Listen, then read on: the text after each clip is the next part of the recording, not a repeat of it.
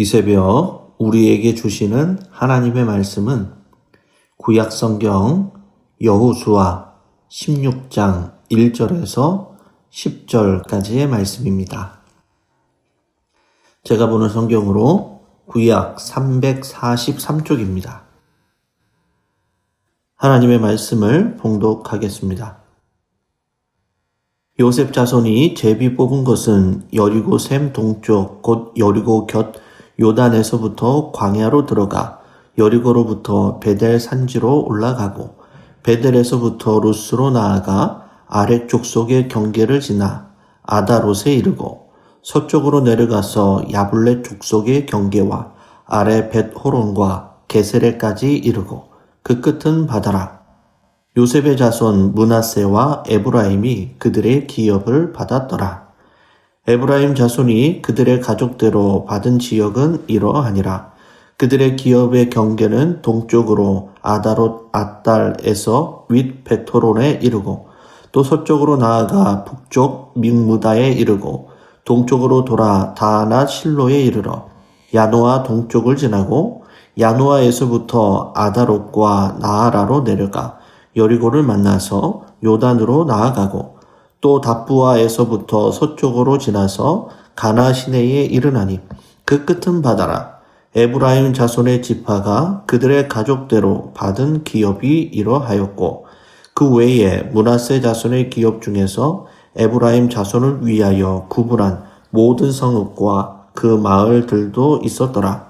그들이 게셀에 거주하는 가나안 족속을 쫓아내지 아니하였으므로 가나안 족속이 오늘까지 에브라임 가운데에 거주하며 노역하는 종이 되니라. 아멘. 오늘 본문 말씀을 중심으로 요셉 자손의 기업이라는 제목으로 함께 말씀을 나누겠습니다. 오늘 본문은 계속된 땅 분배에 관한 내용입니다. 유다 자손이 예루살렘을 중심으로 땅을 처음 분배를 받았습니다.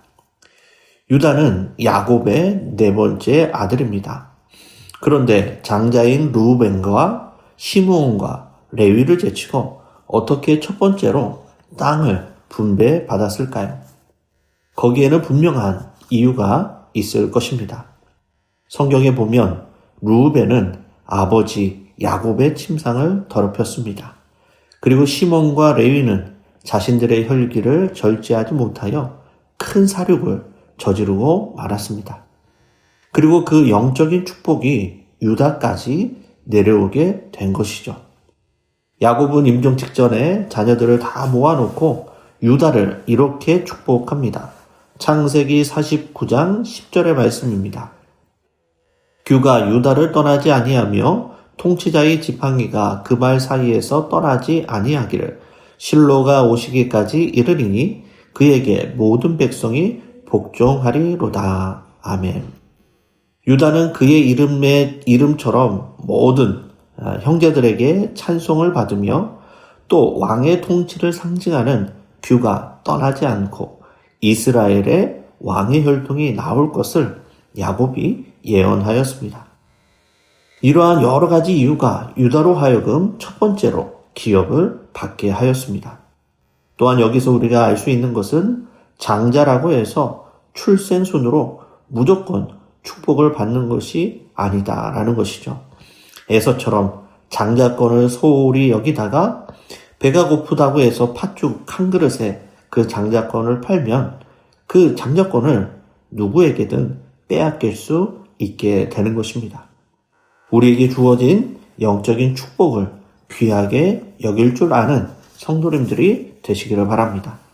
그리고 유다 다음 요셉의 자손인 므낫세와 에브라임이 땅 분배받는 내용이 오늘 본문에 나옵니다.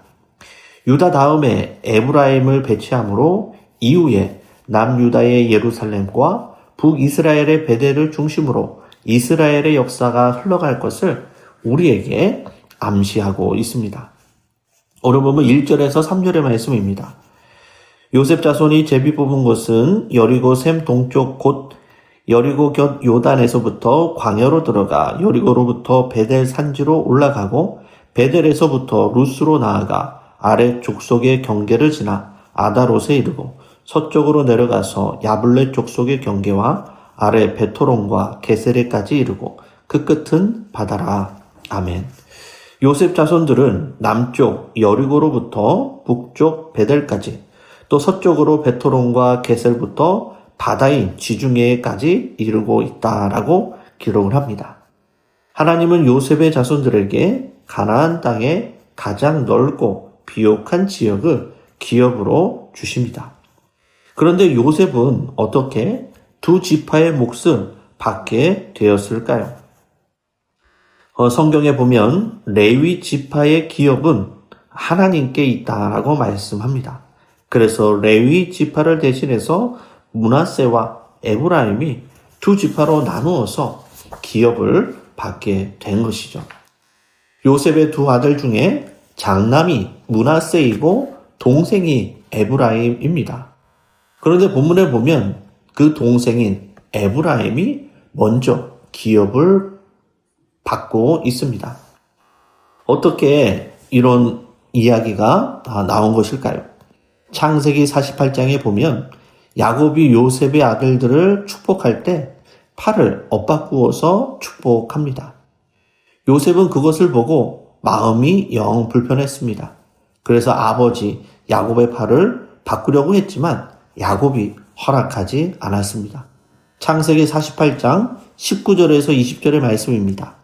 그의 아버지가 허락하지 아니하며 이르되 나도 안다 내 아들아 나도 안다 그도 한 족속이 되며 그도 크게 되려니와 그의 아우가 그보다 큰 자가 되고 그의 자손이 여러 민족을 이루리라 하고 그 날에 그들에게 축복하여 이르되 이스라엘이 너로 말미암아 축복하기를 하나님이 내게 에브라임 같고 므낫세 같게 하시리라 하며 에브라임을 므낫세보다 앞세웠더라. 아멘. 야곱의 축복으로 요셉 지파의 실질적인 기업 분배는 에브라임부터 시작되었음을 알 수 있습니다. 그런데 또 오늘 본문 4절에 보면 에브라임보다 므낫세를 앞세워서 기록합니다. 또 이 이유는 무엇일까요? 우리는 그 이유를 10절에서 짐작해 볼 수 있습니다. 오늘 본문 10절의 말씀입니다. 그들이 게셀에 거주하는 가나안 족속을 쫓아내지 아니하였으므로 가나안 족속이 오늘까지 에브라임 가운데에 거주하며 노역하는 종이 되니라. 아멘. 에브라임 지파는 게셀에 거주하는 가나안 족속을 쫓아내지 아니하였다라고 기록합니다. 앞서 유다 지파가 여부스 족속을 쫓아내지 못한 것과 큰 차이가 있습니다. 쫓아낼 수 있는데 쫓아내지 못한 것과 아니한 것은 큰 차이죠. 에브라임은 능히 쫓아낼 수 있는 능력과 기회가 있었음에도 불구하고 진멸하는 하나님의 말씀에 거역하여 불순종하는 것입니다. 왜냐하면 그들의 영적인 교만과 나태함 때문이었습니다. 그들은 이 가나안 족속을 위협적인 적이 아니라 편리한 도구로 자신의 유익을 위한 편리한 도구로 생각한 것입니다. 이런 그들의 영적인 교만은 바로 숫자로 이어집니다. 민수기 1장에 보면 1차 인구조사를 하는데 그때의 에브라임 지파가 45,500명이었고 므낫세 지파는 32,200명이었습니다. 에브라임의 숫자가 므낫세보다 8,300명이 더 많습니다. 그런데 후에 민수기 26장에 2차 인구조사 때에는 에브라임이 32,500명, 므낫세 지파가 52,700명으로 역전이 됩니다. 므낫세가 22,200명으로 훨씬 더 많은 숫자를 이루고 있습니다. 여기서 우리가 깨달을 수 있는 것은 장자의 축복이 에브라임에 넘어갔다 할지라도 하나님의 축복은 어느 한 특정 지파에 고정되어 있지 않고 성실함과 충실함에 따라 그 축복이 움직일 수 있다라는 사실을 우리에게 알려줍니다. 에브라임의 교만은 성경 곳곳에 나옵니다. 사사시대에 그들은 자신들을 전쟁에 끼워주지 않았다고 해서 기드온과 입다에게 거칠게 항의하다 전쟁을 일으키기도 합니다. 공동체의 큰 분열을 일으킨 것이죠. 그리고 열왕기상에 보면 에브라임을 중심으로 한 북이스라엘은 우상숭배의 중심지가 되어 영적 교만의 정점을 찍게 됩니다. 에브라임은 공공의 적, 내부의 적으로 갈등과 문제를 일으키는 고통과 분열의 원흉이 된 것이죠. 우리도 하나님의 축복을 감사와 은혜가 아닌 당연한 특권으로 받으면 우리도 얼마든지 영적인 교만과 나태함에 빠질 수 있습니다. 그래서 우리는 늘 경계해야 합니다. 날마다 자신을 돌아보고 겸손히 영적으로 깨어 있어야 하는 것이죠. 하나님의 영적인 축복을 우리의 교만과 나태함으로 마귀에게 빼앗기는 것이 아니라 사모함으로 깨어 있음으로 끝까지 하나님의 축복을 쟁취할 수 있는 믿음의 성도님들이 다 되시기를 바랍니다. 말씀을 정리하겠습니다. 도널드 캠벨이 이런 말을 하였습니다.